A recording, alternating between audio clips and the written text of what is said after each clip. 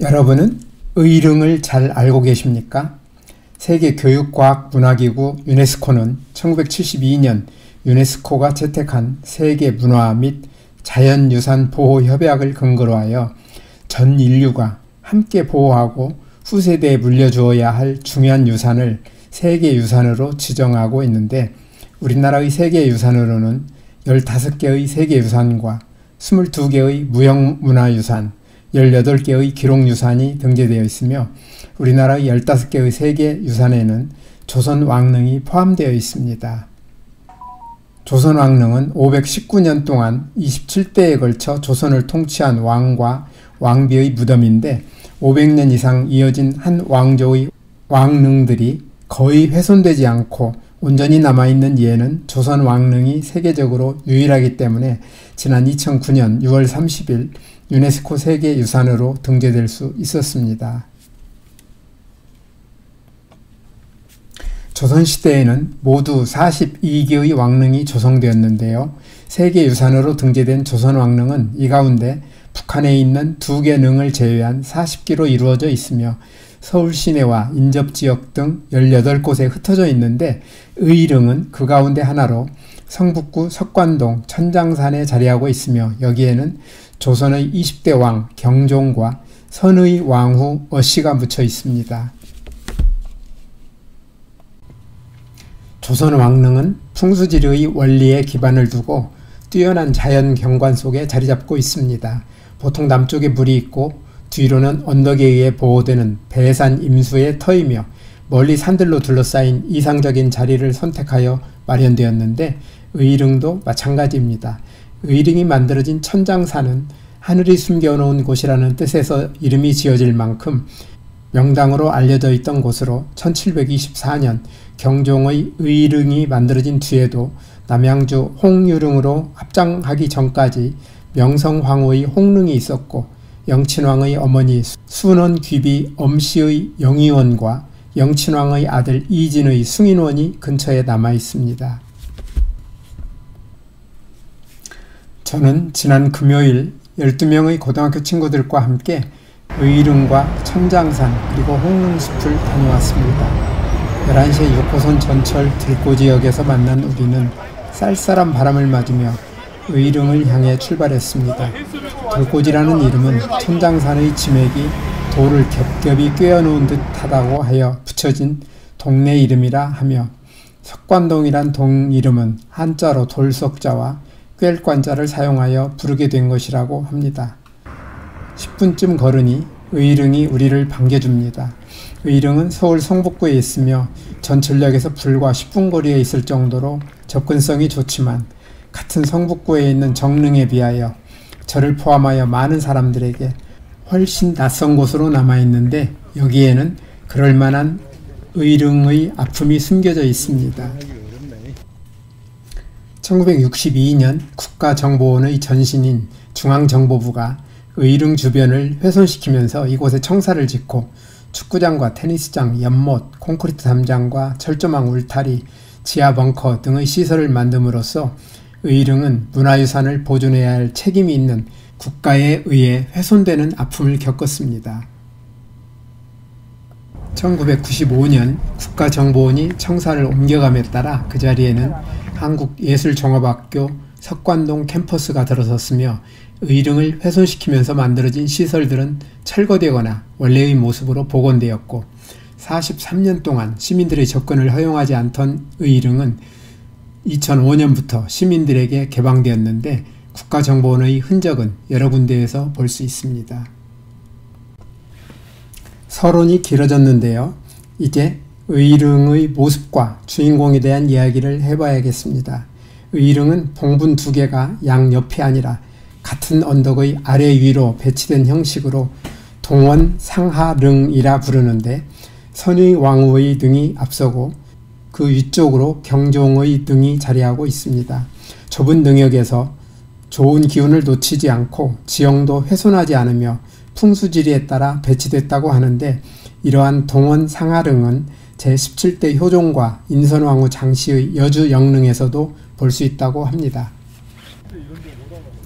역사에 기록되어 있는 의릉의 두 주인공의 삶은 화려한 삶은 아닙니다.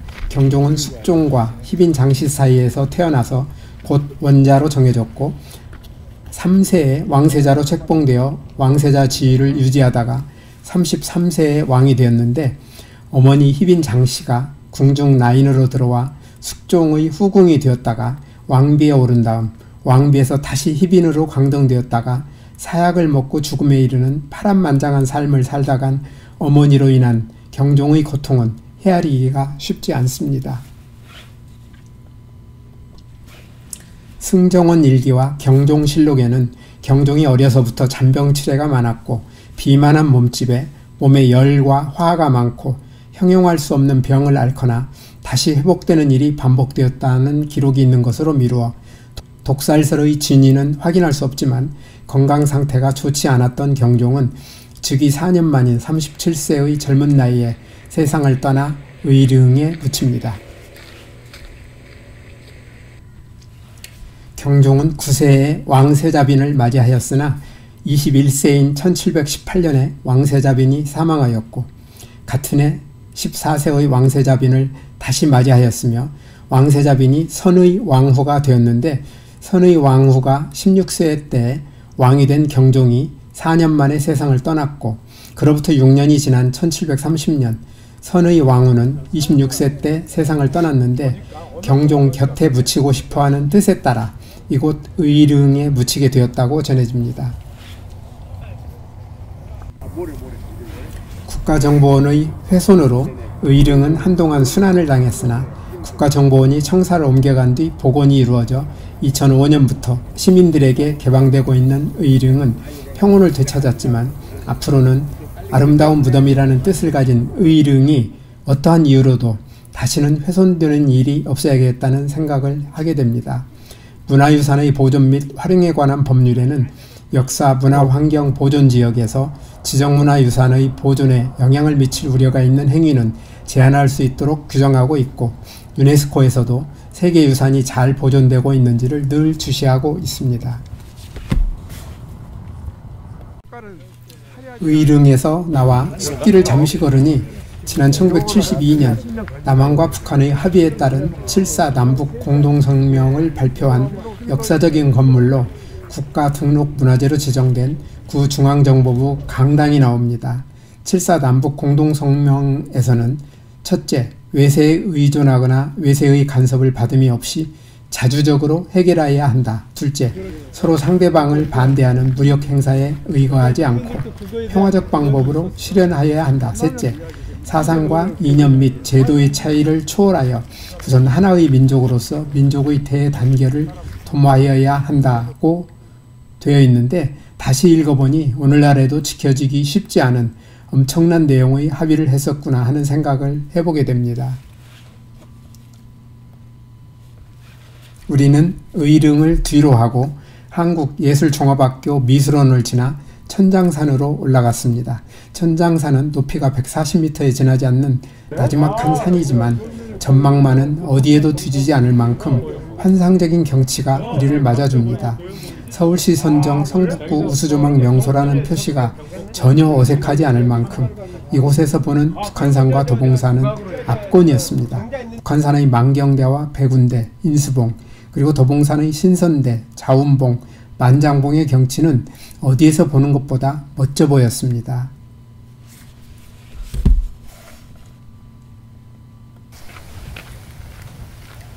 우리는 천장산에서의 멋진 전망을 뒤로 하고 숲길을 내려와 홍릉숲으로 향했습니다.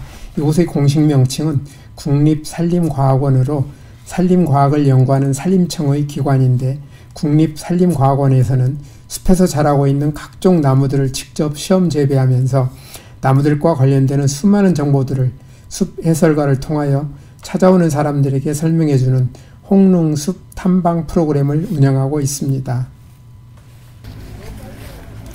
우리는 1시 반에 숲 해설가와 함께하는 숲 해설 프로그램에 예약이 되어 있었는데 예약 시간 5분 전에 도착하여 바로 여성 숲 해설가를 만날 수 있었습니다. 우리 숲 해설가는 국립산림과학원은 홍릉숲이나 홍릉수목원 등 여러 가지로 불린다는 말을 시작으로 대부분 우리가 잘 알지 못하는 나무 관련 정보들을 이해하기 쉽고 재미있게 설명해 주었습니다. 홍릉숲에는 남양주로 이장되기 전 명성황후가 묻혔던 홍릉터와 고종이 명성황후가 잠들어 있는 홍릉을 찾을 때마다 목을 축이던 어정이라는 우물도 남아 있습니다. 명성황후의 첫 능역은 동군릉 안으로 정하고 숭릉이라 하였으나 1897년에 청량리에 재조성하고 능호를 홍릉으로 변경하였으며 1919년에 남양주시 금곡에 고종을 국장하면서 명성황후를 다시 옮겨와 합장릉으로 조성하고 이름을 홍릉이라 하였습니다. 명성황후의 홍릉을 남양주로 옮기면서 천장산에서는 홍릉이 없어졌지만 이곳에는 홍릉숲이나 홍릉수목원, 홍릉근린공원, 홍릉로처럼 홍릉이란 이름이 여전히 여러 곳에 남아 있습니다. 홍릉숲 탐방은 프로그램 안내에는 약 90분 걸린다고 소개하고 있는데 우리 숲 해설가는 너무 열심히 설명한 나머지 15분 정도 시간을 초과했습니다.